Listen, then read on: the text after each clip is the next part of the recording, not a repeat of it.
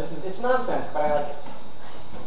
As if it turned to liquid by some sort of magic and started coming at me like a wave of pure white terrifying freedom, but was stopped seconds later, forming a textual landscape for the things of my dreams to play and scream and giggle. Hypnotized by the lack of color in the endless sand, stone or plaster dunes, and dungeons still unexplored, all the secrets of forgotten treasure and lost bicycle parts, all under the surface of this wasteland above my bed.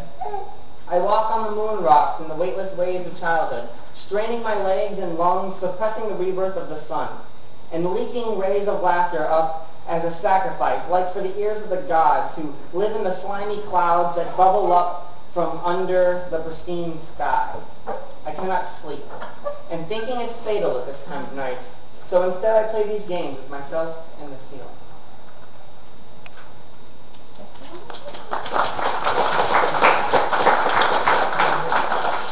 The second one I just wrote today, like a few hours ago, it's simultaneously about being a person that's reluctant to grow up and also being from the point of view of a teenager who's just told he's too old to trick-or-treat. It's called All Hallows Eve. We all have to grow up someday and cut our hair and make believe we care about things like taxes or rent or who's running for president or who's setting the precedent, building the glass ceiling that we're expected to want to shatter, and not think about the shards made sharp by our carelessness, rushing down to pierce everyone else's this rigmarole, the next stage in development, psychobabble, black magic bullshit that we made up to make ourselves feel better about being lost and human. Someday we all have to grow up. We can't be like Pan's Peter, ever excited and awake for life.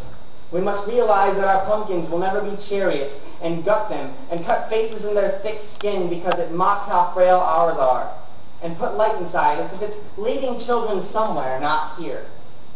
Not this inevitable burden of responsibilities and expectations, no vacations, masturbation, keeping up with the Jeffersons, backbreaking slavery sold for lubrication. Declaration of codependence going as independence this year. Door to door, asking us to grow up and give it a treat. We will get tricked into wasting away with worries about stuff we made up to make ourselves feel better about being lost and human. Age is a matter of mind. If you don't mind, it don't matter. You said to me, literally a sentence before telling me I need to grow the fuck up. We all do. But before I go and play pretend for the sake of someone else's Social Security, let me ask you, how self-denial this time of year? I hear it's hell.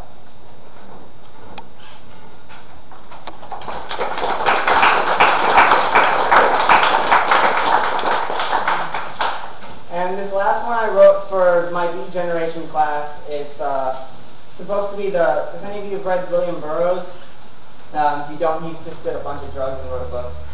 And the idea of this piece was to write what I thought his idea of what our Bill of Rights should be.